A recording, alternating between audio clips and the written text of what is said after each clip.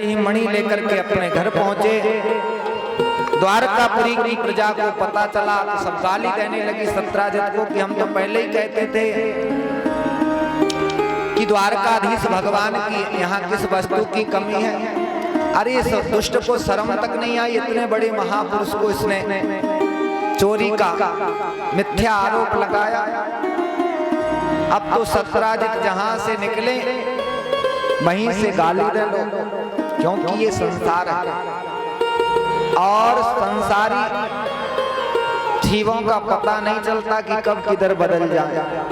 जहां की हवा चलने लग जाए उसी तरफ हो जाए।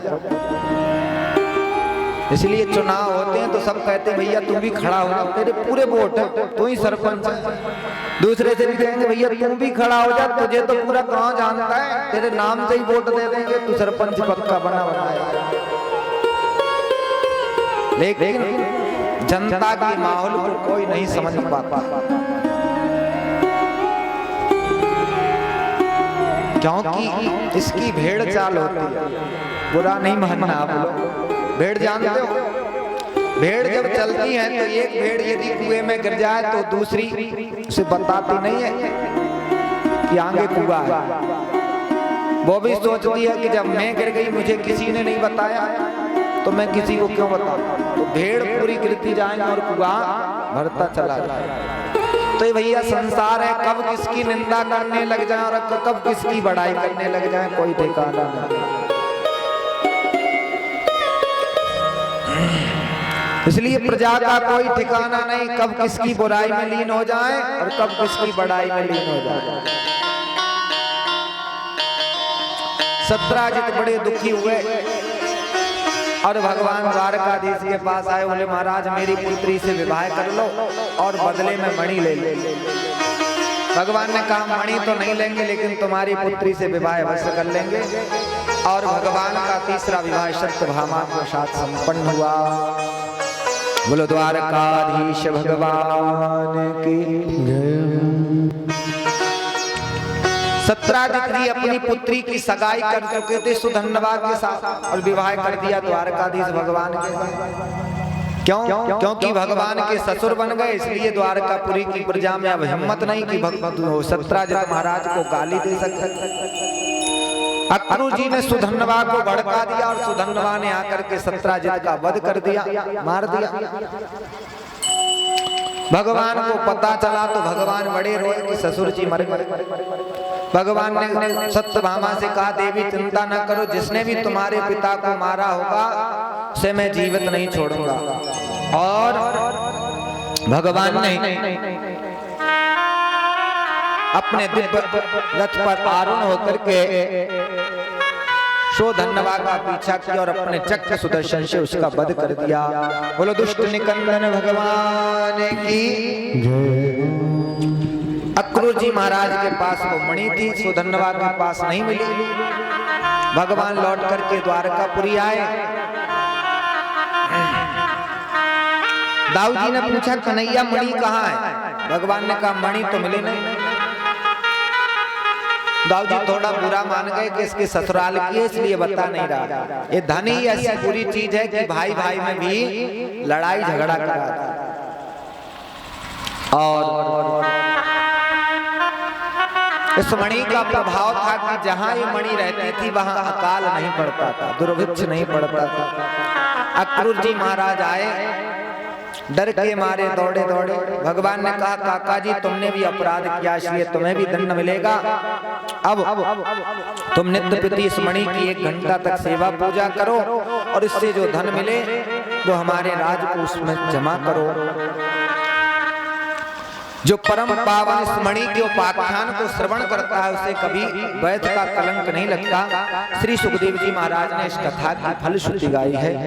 भगवान का चौथा विवाह यमुना महारानी के साथ हुआ, क्योंकि भगवान एक बार पांडवों की राजधानी इंद्रप्रस्थ पहुंचे, जिसे आजकल दिल्ली कहते हैं। एक दिन भगवान अर्जुन के साथ घूमते भये यमुना के पावन तट पर घूम रहे थे, तभी देखा कि एक कन्या तपस्या कर रही है। भगवान ने कहा कि उससे पूछ करके आओ कि कन्या क्यों तप में ली।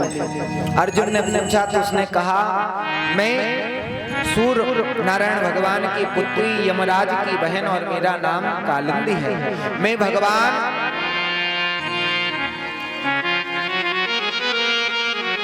विष्णु को पति रूप में वर्ण करने के लिए तप कर रहे हैं। अर्जुन दौड़े आए और कहने लगे, प्रभु आपकी गृहस्थी बड़े जोरों पर है, ये कन्या आपसे ही विवाह करना चाहती है। भगवान ने कहा, देरी किस बात की? तो अर्जुन ने ही उस कन्या का हाथ भगवान के हाथ में पकड़ा दिया और पाणी ग्रहण संस्कार हो गया। भगवान का चौथा विवाह कालिंदी के साथ हुआ। बोलो यमुना महारानी की जय। दो भाई थे, बिंद और अरविंद, दोनों राजनीति का फायदा उठाने के लिए अपनी बहन का, जिनका नाम था मित्रविंदा, जबरदस्ती दुर्योधन के साथ विवाह कर रहे थे। स्वयंवर तो केवल नाटक था। भगवान उस सभा में पहुंचे हैं। भगवान को देखते ही मित्रविंदा ने भगवान के गले में वरमाला डाल दी और भगवान का पांचवा विवाह मित्रविंदा के साथ संपन्न हुआ। एक नंगनजित नाम के राजा थे, जिनके यहाँ 7 बैल थे, बड़े ही बलशाली बैल, नुकीले सींग वाले। उन्होंने स्वयंवर रचा कि जो एक साथ मेरे 7 बैलों को नाथ देगा, उसी के साथ में अपनी पुत्री नांगनजिती का विवाह कर। ना जाने कितने राजकुमार विवाह के चक्कर में उन बैलों के द्वारा मारे गए। भगवान वहां पहुंचे और एक साथ 7 रूप धारण करके भगवान ने 7 बैलों को नाथ करके भगवान का 6वां विवाह नांगनजिती के साथ संपन्न हुआ। बोलो द्वारकाधीश भगवान की जय। और अन्य राजाओं ने जब विरोध किया तो अर्जुन ने सबको युद्ध के द्वारा संतुष्ट किया और भगा दिया। एक सुतकीर्ति नाम की रानी थी, जो अपना राज्य स्वयं चलाती थी। भगवान के प्रति वात्सल्य भाव था। भगवान को अपने निकट लाने के लिए अपनी लाडली पुत्री भद्रा का विवाह भगवान द्वारकाधीश के साथ कर दिया। बोलो द्वारकाधीश भगवान की जय हो। मध्य देश के राजा की बिटिया का नाम था लक्ष्मणा। उन्होंने स्वयंवर रचा कि जो चक्र में घूमती हुई मछली के लक्ष्य का भेदन कर देगा, उसी के साथ में अपनी पुत्री का विवाह करूंगा, पुत्री का विवाह करूंगा। भगवान स्वयंवर में पहुंचे और चक्र में घूमती हुई मछली के लक्ष्य का छेदन करके भगवान का 8वां विवाह लक्ष्मणा के साथ संपन्न हुआ। बोलो द्वारकाधीश भगवान की जय। भगवान के 8 विवाह तो अलग अलग हुए और 16,100 विवाह एक ही मुहूर्त में संपन्न हो गए। श्री परीक्षित जी महाराज ने कहा, एक मुहूर्त में इतने सारे विवाह भगवान के कैसे संपन्न हुए? श्री सुखदेव जी कहने लगे, हे राजन परीक्षित, एक नरकासुर नाम का दैत्य था। भूमि पुत्र होने के कारण उसका नाम भौमासुर, जिसने जिस भी राजा को युद्ध में जीतता, उसके घर में जितनी राजकुमारियां होती उन्हें कैद खाने में डाल देते।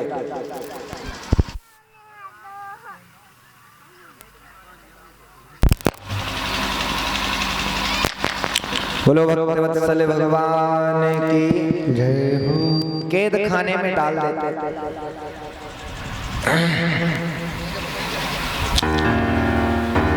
इस प्रकार से 16,100 राजकुमारियां उसके कैद खाने में बंद थी। माता अदिति के कुंडल वरुण का छत्र भी उसने छीन लिया। सब देवता रोते भये आए भगवान के पास द्वारकापुरी में। भगवान ने कहा, ठीक है, उस दुष्ट का हम शीघ्र वध करेंगे। और भगवान अपनी अति प्रिय सत्यभामा को साथ लेकर के गरुड़ पर सवार होकर के प्राग ज्योतिषपुर नगर पहुंचे। भौमासुर की राजधानी सभायो गरुड़ारूढ़ा प्राग ज्योतिषपुरम ययो। भगवान जैसे ही प्राग ज्योतिषपुर नगर में प्रवेश करने लगे, मुर नाम का दैत्य उस नगर की रक्षा करता था, जिसके 5 शीश थे। भगवान ने अपने दिव्य चक्र सुदर्शन से उसके 5 शीश काट दिए। मुर दैत्य को मारने के कारण भगवान का नाम मुरारी हुआ। बोलो मुरारी भगवान की। भगवान ने भौमासुर को युद्ध के लिए ललकारा। भौमासुर युद्ध करने के लिए आया है। भगवान ने युद्ध करते करते बंद कर दो चार बाण सत्यभामा को लगे। सत्यभामा कहने लगी प्रभु इस दुष्ट का शीघ्र वध कर दो। भगवान बोले यही तो मैं चाहता था, क्योंकि ये भूमि का पुत्र था और पृथ्वी देवी ने भगवान से वरदान मांगा था कि जब तक मैं ना कहूं तब तक मेरे बेटा को मारना नहीं। और सत्यभामा पृथ्वी का ही अवतार। आज जैसे ही सत्यभामा ने कहा, भगवान ने अपने दिव्य चक्र सुदर्शन से भौमासुर का वध किया। पृथ्वी देवी प्रकट हो गई और पृथ्वी देवी ने कहा कि मेरे बिना कहे आपने मेरे पुत्र को मार दिया। भगवान ने सत्यभामा की ओर इशारा किया तो पृथ्वी देवी ने भगवान की बड़ी सुंदर स्तुति की। भगवान ने भौमासुर की राजधानी में प्रवेश करके और उसके राजमहल में प्रवेश करके उसके कारागृह में जितने राजकुमारियां कैद खाने में थी सबको बाहर निकाला, बंधन मुक्त किया। भगवान ने कहा कि जाओ तुम अपने अपने घर चली जाओ। उन राजकुमारियों ने कहा कि अब हम कहाँ जाएं? संसार में कोई भी राजकुमार हमसे विवाह नहीं करेगा और ना ही हमारे माता पिता वह हमें स्वीकार करेंगे। तो अब तो हम किसी कुएं में या तालाब में डूब करके मर जाएं या फिर गलत मार्ग पर चले जाएं। भगवान बोले ज्यादा दुखी ना हो, जिसके लिए संसार के सारे दरवाजे बंद हो जाते हैं उसके लिए मेरा दरवाजा हमेशा खुला रहता है। इसलिए मैं ही तुमसे विवाह करूंगा। अब तो 16,100 राजकुमारियां भगवान के गले में ही वरमाला डालती गई और एक ही मुहूर्त में भगवान के 16,100 विवाह संपन्न हुए। बोलो द्वारकाधीश भगवान की जय।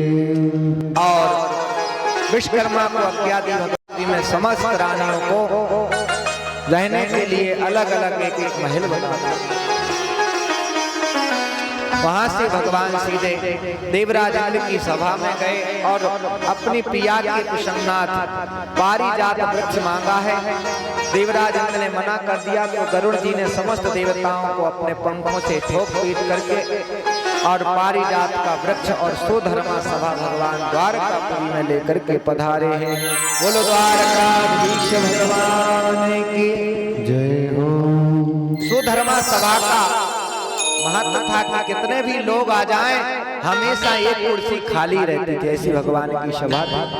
कालांतर में भगवान के प्रत्येक रानी से 10-10 बेटा और एक एक पुत्री का जन्म हुआ। तो भगवान के बेटा कितने हुए? 16,108 गुणे 10 कितने हो गए? 1,61,080। ये तो भगवान के बेटा थे। 16,108 कन्याएं थी। फिर नाती पोता कितने हुए होंगे? अब हिसाब किताब बड़ा लंबा चौड़ा इसलिए ज्यादा लगाएंगे नहीं क्योंकि समय का अभाव है। कुल मिलाकर के द्वारकापुरी में 56 करोड़ यदुवंशी निवास करते थे। इतने बड़े भरे परिवार में भगवान सदा प्रसन्न रहते थे। भगवान का एक विवाह श्री राधा रानी के साथ ही संपन्न हुआ, जो सर्वप्रथम विवाह हुआ। लेकिन श्री सुखदेव जी महाराज की इष्ट देवी हैं, इसलिए सुखदेव जी महाराज ने वर्णन नहीं किया। भगवान का प्रथम विवाह वृंदावन में भांडीर वन में श्री राधा रानी के साथ संपन्न हुआ और श्री ब्रह्मा जी ने भगवान के विवाह को पढ़ा है। और श्री राधा रानी जब दुल्हन बन करके पधारी तो यशोदा मैया ने उनका बड़ा स्वागत किया है। बोलो बरसाने वारी की अरे छायो नंद भवन उजियार घर आई राधा रानी। छायो नंद भवन उजियार घर होई राधा रानी। छायो नंद भवन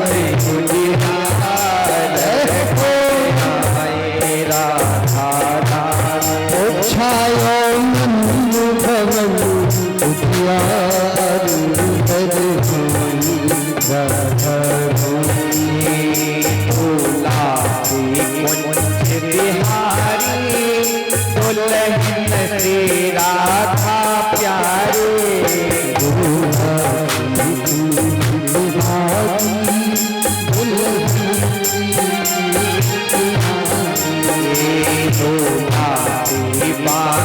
बिहारी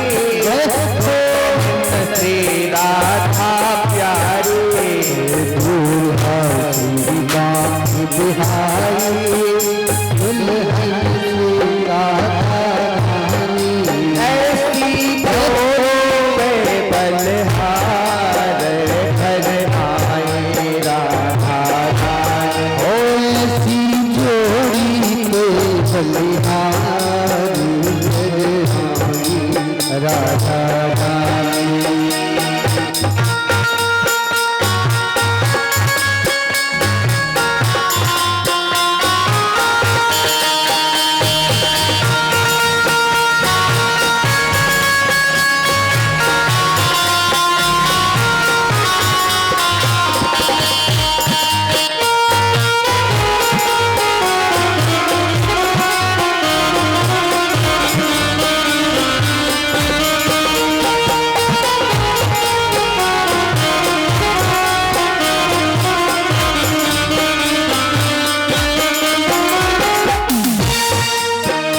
सखियाँ मिल मंगल पावे श्यामा को लाड़ लड़ावे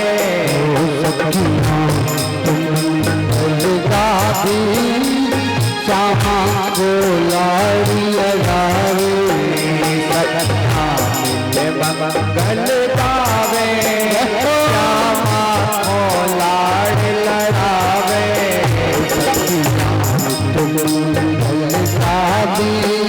श्यामा को लाड़ लगावे आयो सबके हर से अपार घर आए राधा आयो सबके हर से अपार भगवानी राधा रानी। हरे आई राधा रानी हरे आई श्यामा प्यारे घर आई राधा रानी घर आई श्यामा प्यारी आयो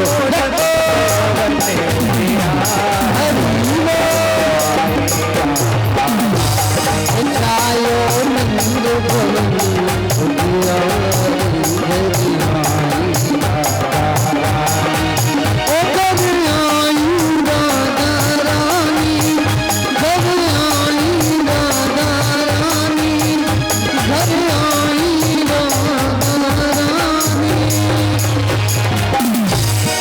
बोलो बरसाने वारी की जय हो विश्वभान दुलारी की जय हो जय जय श्री भगवान के पुत्र पुत्र आदि के विवाहों में संपन्न हुए और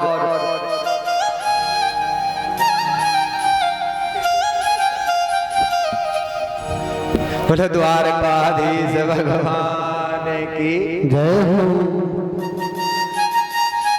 भगवान के पुत्र पुत्रादियों के विवाह संपन्न हुए, लेकिन जितने भी भगवान के पुत्र पुत्रादियों के विवाह हुए सब में युद्ध हुआ। सूर्यवंश में विशेषता रही कि बिना यज्ञ किए किसी के बेटा नहीं हुआ, संतान नहीं हुई, और चंद्र वंश में बिना लड़ाई झगड़ा किए बिना किसी का विवाह नहीं हुआ, क्योंकि क्षत्रियों के विवाह बात ही बात में बंदूक के तल जाते। वत्सल भगवान की जय हो। एक जगह हम किसी राजा साहब की बारात में गए थे, हमको ध्यान है, वहां कोई बात हो गई तो तुरंत निकाल लिए, बोले हमको नहीं जानते। हमने कही भैया बड़ी बड़ी गलत जगह आ गए, अगर ज्यादा लड़ाई झगड़ा हुआ तो लेना देना कुछ नहीं, और पंडित जी बीच में और फंसे फिरेंगे कि पंडित जी काहे को गए थे तुम उसी जगह। तो भैया क्षत्रियों का विवाह है, पता ही नहीं चले, तो बात ही बात होते होते इतनी बात बढ़ जाए। बोलो भक्त वत्सल भगवान की जय हो। ठकरासी काम। इसलिए तो ठाकुर कहलाते।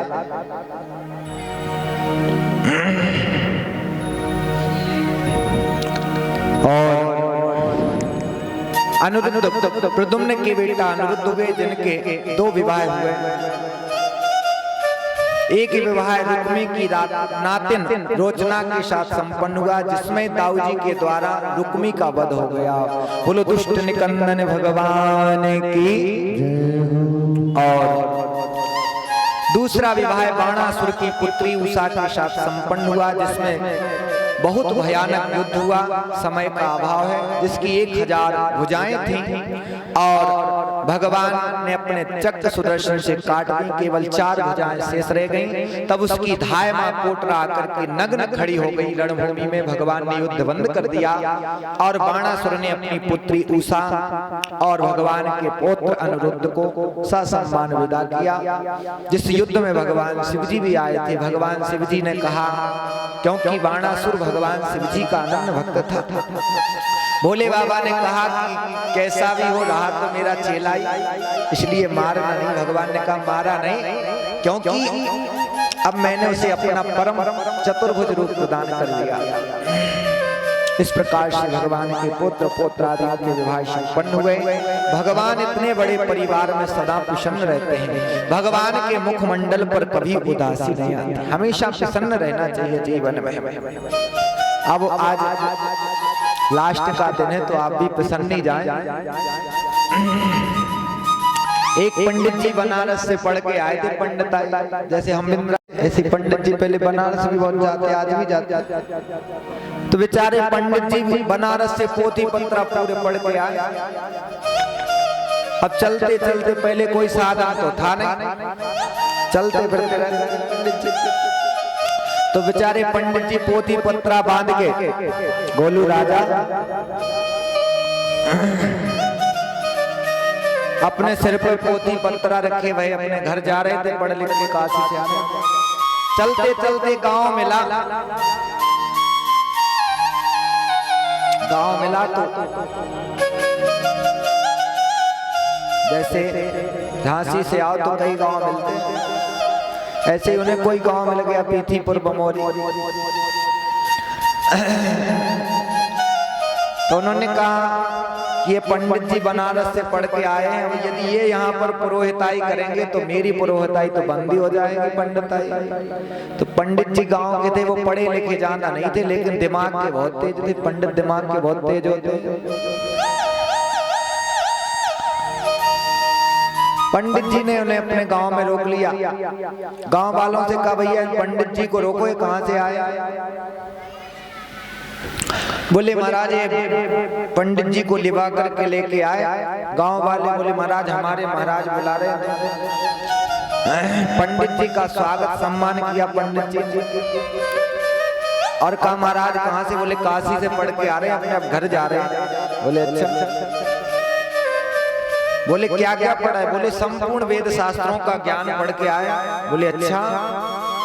पंडित जी ने कहा गांव वालों को बुलाओ सब, तब तो हम इनसे शास्त्रार्थ करेंगे। यदि तुम सब पढ़ के आए हो तो हम तुमसे अब शास्त्रार्थ करेंगे, यदि तुम हमें हरा दोगे तो हम जान जाएंगे कि तुम सब पढ़ के आ गए। बोले अच्छा।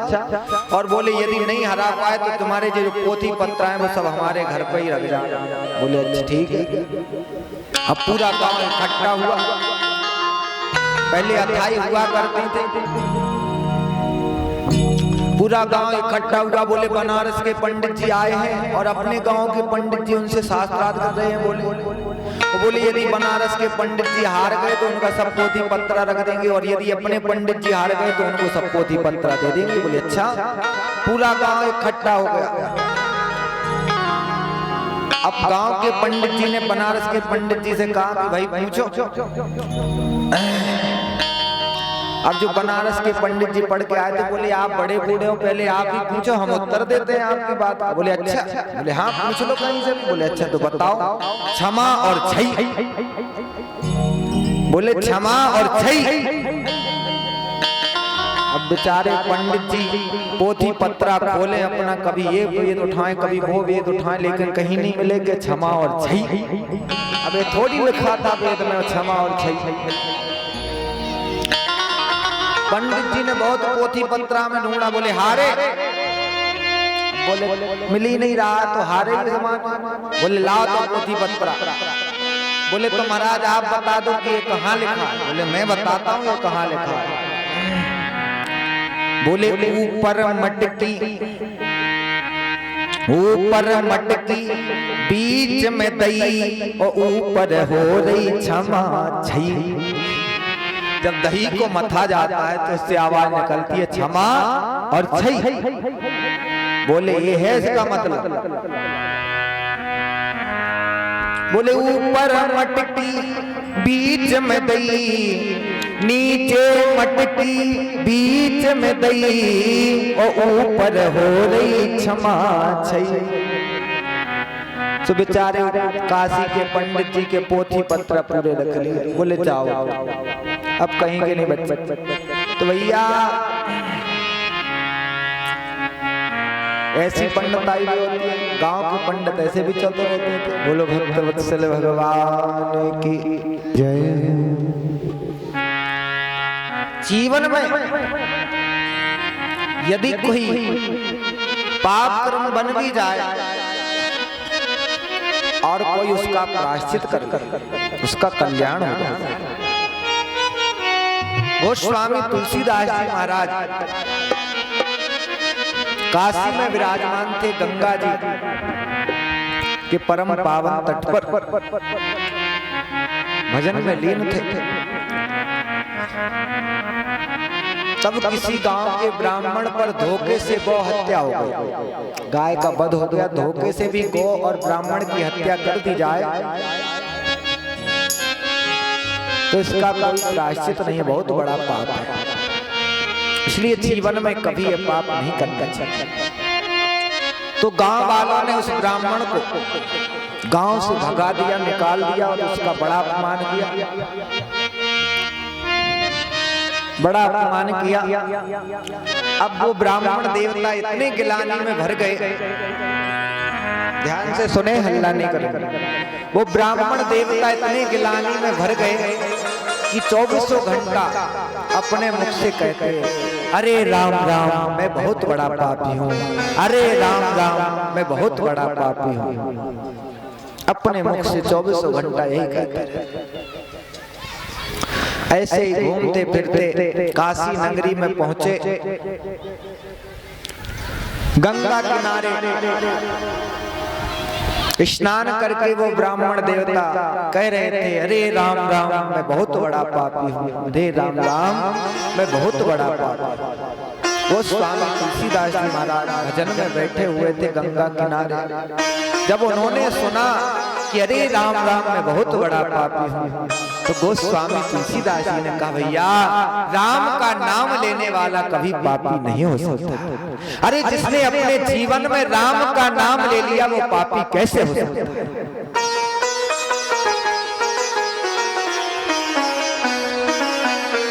वैसे तो हम और आप भी पापी ही हैं, क्योंकि जो पाप कर्म हमसे भी बनते हैं जीवन में, इसलिए हम और आप भी पापी हैं। इसलिए भगवान से कहना चाहिए पाप पापो हम पाप कर्मा। भगवान के सामने कहो प्रभु हम तो पापी हैं और पाप कर्म में रत रहते हैं, लेकिन प्रभु आप इन पापों से छुड़ाने वाले हो, इसलिए आप अब मुझे अपना लो। पापो हम पाप कर्मा पापात्मा पाप संभवा त्राहि मां पुंडरीकाक्षो सर्व पाप हरो हरि। जीवात्मा पाप आत्मा है, पापी है।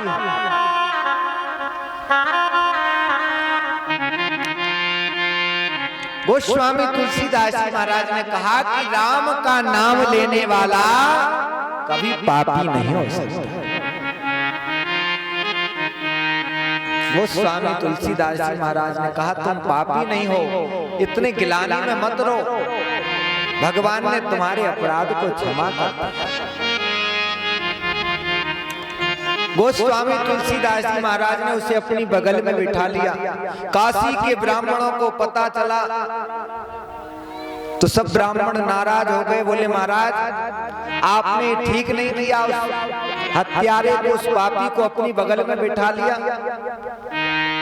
गोस्वामी तुलसीदास जी ने कहा वो पापी नहीं है। बोले तो महाराज कोई प्रमाण देकर के दिखाओ कि ये पापी नहीं है। यदि भगवान शंकर जी के, विश्वनाथ भगवान शंकर जी के जो वाहन है नंदी, यदि उसके हाथ से भोजन आरोग ले, प्रसाद पाले, तो हम जान जाएंगे कि ये ब्राह्मण निष्पाप हो गया। गोस्वामी तुलसीदास जी ने कहा अवश्य ऐसा होगा। और श्री विश्वनाथ के मंदिर में उस ब्राह्मण के द्वारा प्रसाद लाया गया, भोजन परोस करके, और उस ब्राह्मण ने दीन भाव में भर करके जैसे ही भोले बाबा के वाहन नंदीश्वर से प्रार्थना की और संत गोस्वामी तुलसीदास जी महाराज की कृपा हुई तो नंदीश्वर साक्षात प्रकट होकर के भोजन आरोगने लगे। बोलो भक्तवत्सल भगवान की।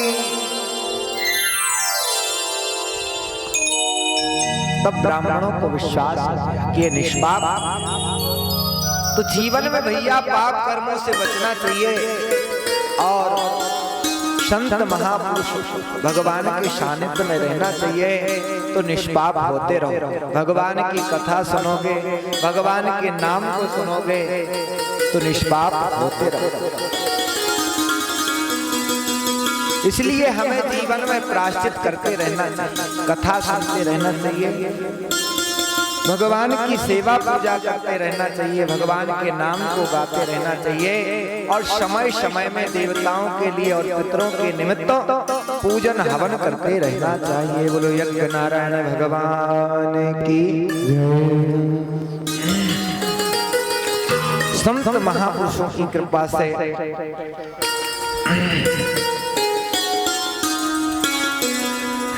संत और महापुरुष की कृपा दृष्टि पड़ते ही भगवान कृपा कर देते हैं। भगवान इतने बड़े परिवार में सदा प्रसन्न रहते हैं।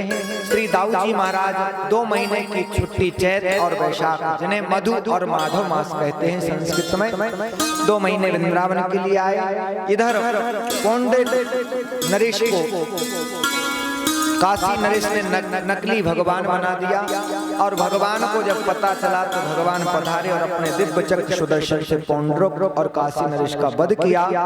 बोलो दुष्ट निकंदन भगवान की जय।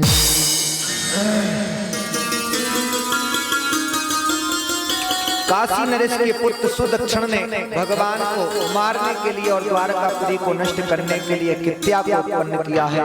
भगवान ने अपने दिव्य चक्र सुदर्शन से उस कित्या को नष्ट किया और भगवान ने आज्ञा दी सारी काशी नगरी को जला करके भस्म कर